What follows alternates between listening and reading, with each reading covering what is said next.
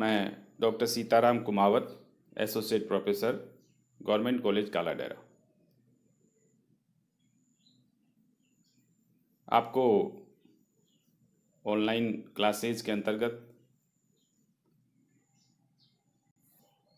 हम BA part second के हिंदी साहित्य विषय में चर्चा कर रहे थे। हिंदी साहित्य के भी जो दो प्रश्न पत्र हैं, तो पहला प्रश्न पत्र हम पढ़ रहे थे, जिसमें रीतिकाल को हम देख रहे हैं। रीतिकाल में भी पहले कवि जो आचार्य केशव है, उनके बारे में मैंने आपको बताया, उनके रामचंद्रिका के बारे में बताया, उनके पदों की व्याख्या आपको बताई है। अब जो अगले कवि हैं वो बिहारी हैं, बिहारी लाल हैं। इनके बारे में थोड़ी सी जानकारी मैंने आपको पिछले जो वीडियो है उसमें दी थी। जो बिहारी लाल की जो सतसई है, केवल एकमात्र सतसई के कारण बिहारी जो है बहुत प्रसिद्ध हुए हैं, और उनकी जो कीर्ति है, उनका आधार स्तंभ बिहारी सतसई है। बिहारी सतसई इतनी प्रसिद्ध क्यों हुई? क्योंकि इसमें नीति के भी दोहे हैं, इसमें भक्ति के भी दोहे हैं, श्रृंगार के भी दोहे हैं, ज्योतिष शास्त्र के भी जो है इसमें आपको मिल जाएंगे। तो अनेक प्रकार के संदर्भों को समेटती हुई ये कृति है, जिस कारण से ये जो है सभी रसिकों को प्रिय है। देखिए, रीतिकाल में कवि की एक मजबूरी थी, विवशता थी कि वो किस प्रकार की रचना करे। बिहारी भी उनमें से एक है। जैसे पहले मैंने बताया कि बिहारी जयपुर के राजा जयसिंह के दरबारी कवि थे, और दरबार में जो सामंतगण थे, उनकी रुचि के अनुसार, राजा की रुचि के अनुसार कविता करना उनकी एक व्यवस्था थी। क्योंकि जो आश्रयदाता है उसकी क्या अभिरुचि है, और उनको किस तरह हंसाया जा सकता है, उनको किस तरह विस्मय में डाला जा सकता है, किस तरह से उनको जो है चौंकाया जा सकता है, और किस तरह उनको प्रसन्न किया जा सकता है। तो इसके निमित्त जो है उन्होंने जो है दोहे लिखे, और हर दोहे को उन्होंने बड़े ढंग से, बड़े चमत्कारपूर्ण रूप से, बड़े विलक्षण व्यंजना से उसको बनाया, निर्मित किया। इसीलिए इनको एक अशर्फी, जो एक सोने की गिन्नी होती है, वो इनको दी जाती थी। तो ये एक इनकी जो व्यवस्था थी, इस व्यवस्था में इन्होंने जो है रचनाएं की हैं। बिहारी का जन्म, बिहारी के शिक्षा, बिहारी का थोड़ा बहुत परिचय, वो मैंने आपको दी थी जानकारी।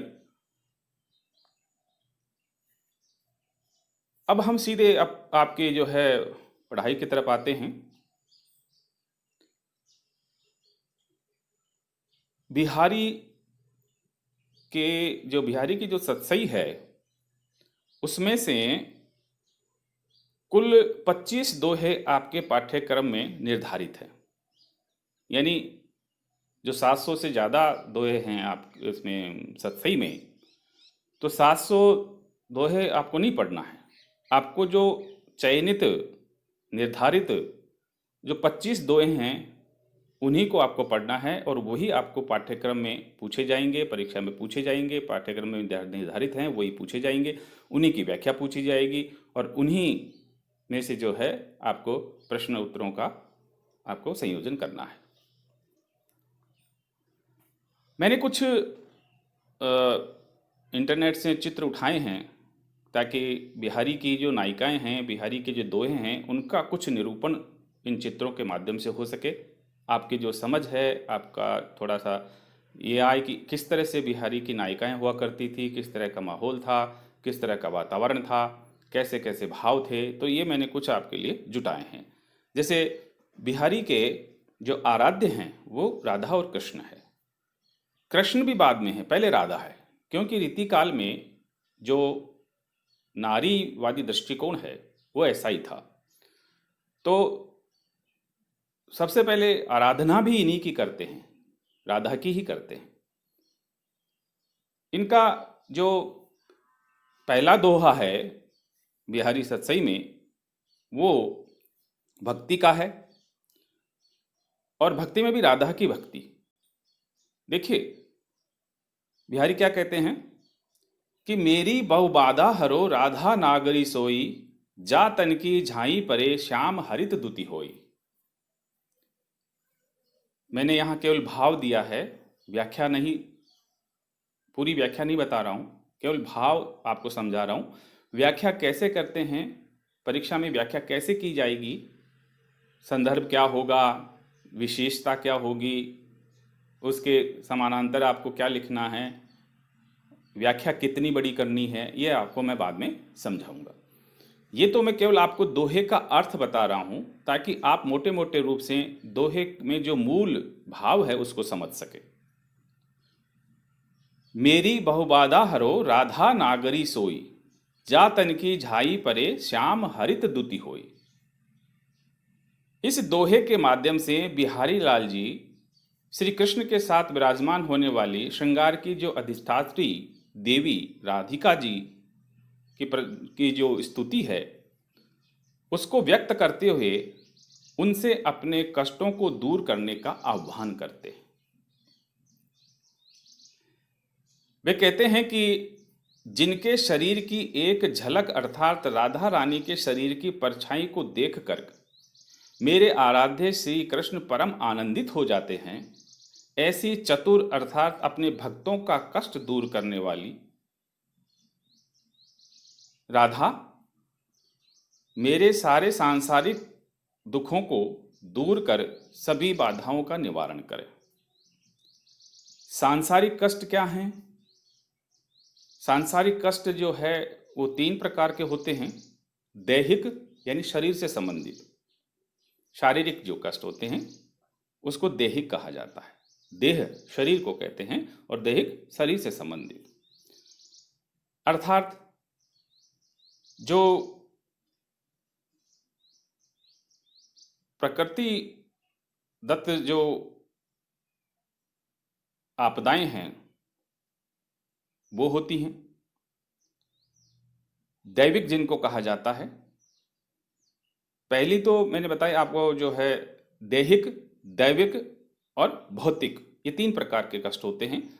तो दैहिक में शारीरिक कष्ट आते हैं, दैविक में प्रकृति दत्त आपदाएं होती हैं जो किसी के बस में नहीं होती, अपने आप घटित होती हैं, जिनसे मनुष्य समुदाय को नुकसान होता है या कष्ट होता है। भौतिक यानी सुख सुविधाओं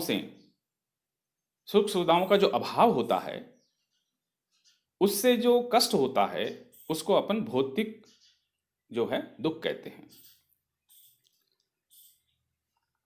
अब इसमें एक दूसरे जो इस दोहे में दूसरे अर्थ का भी भाव निहित है, और इससे हमें प्रतीत होता है कि बिहारी को रंगों का भी ज्ञान था, उचित ज्ञान था, क्योंकि जो राधा का रंग है वो सुनहरा है, कृष्ण का जो है सांवला है, काला है।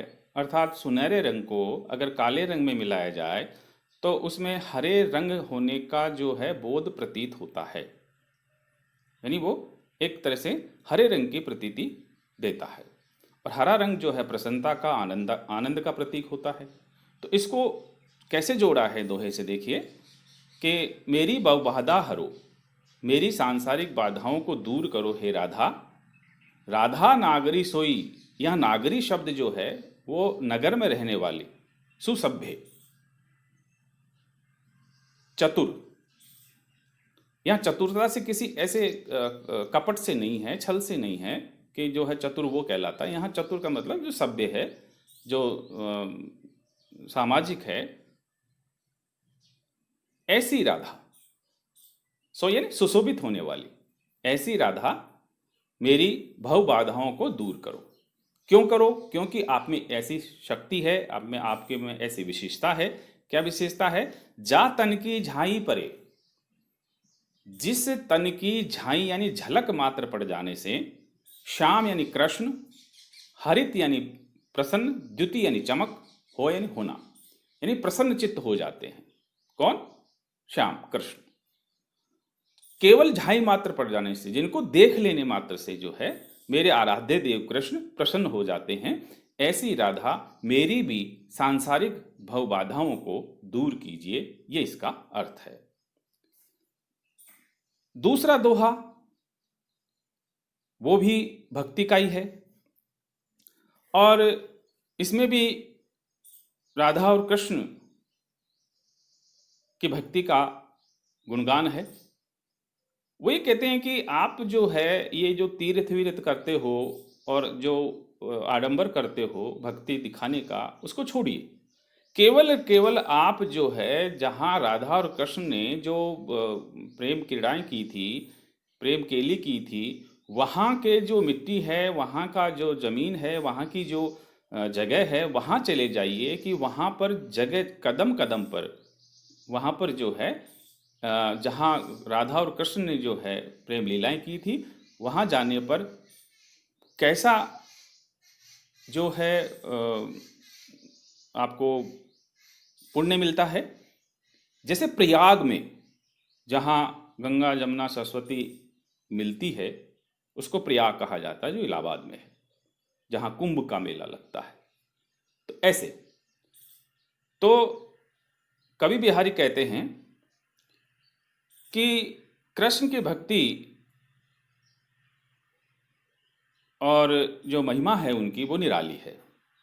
तो इसी का जिक्र करते हुए कहते हैं कि हे मनुष्य, तुम इधर उधर तीर्थ यात्रा करने की बजाय कृष्ण और राधा की मनोहर छवि से अनुराग या प्रेम करो। जहाँ उन्होंने ब्रज के निकुंजों में प्रेम क्रीड़ा की थी, उस मार्ग का अनुसरण करो, ताकि तुम्हें कदम कदम पर तीर्थराज प्रयाग जैसी अनुभूति हो या पुण्य मिले।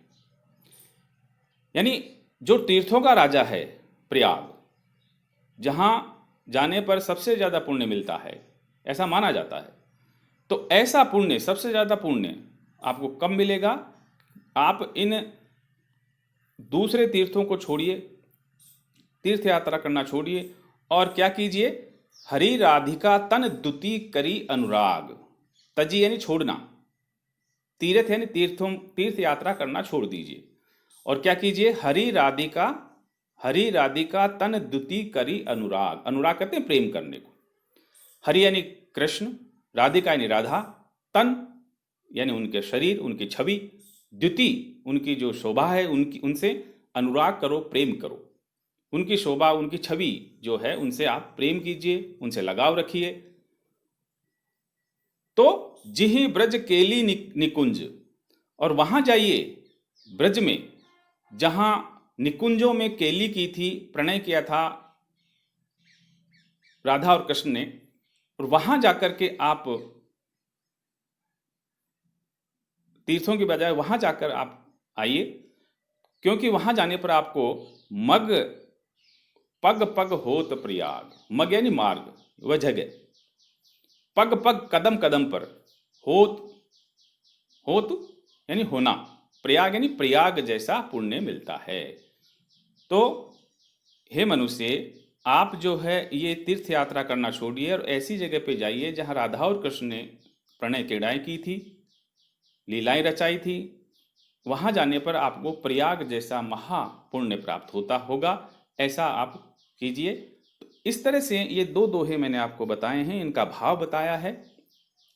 ऐसे ही आगे हम जो वीडियो लाएंगे उसमें जो है पूरे के पूरे 25 दोहों तक आपको मैं समझाऊंगा इनका भाव, ताकि आपके जो है दिमाग में ये थोड़ा सा आप समझ लें कि इस दोहे का मूल भाव क्या है। और जब मूल भाव आपके पकड़ में आ जाएगा तो व्याख्या आप अपने आप कर दोगे। व्याख्या एक परीक्षा के ढंग की होती है, वो क्या पूछते हैं, उसमें क्या अपेक्षित है परीक्षक को, उसके हिसाब से व्याख्या अपन को करनी होती है। तो आप ये दो जो दोहे हैं उनको आप समझ लीजिए। नेक्स्ट आगे के जो दोहे हैं मैं फिर आपको समझाऊंगा, लेके आऊँगा। ऐसे करके 5-5, 10-10 दोहे मैं आपको पढ़ाता जाऊंगा, भाव बताता जाऊंगा। आप जुड़े रहिए। धन्यवाद।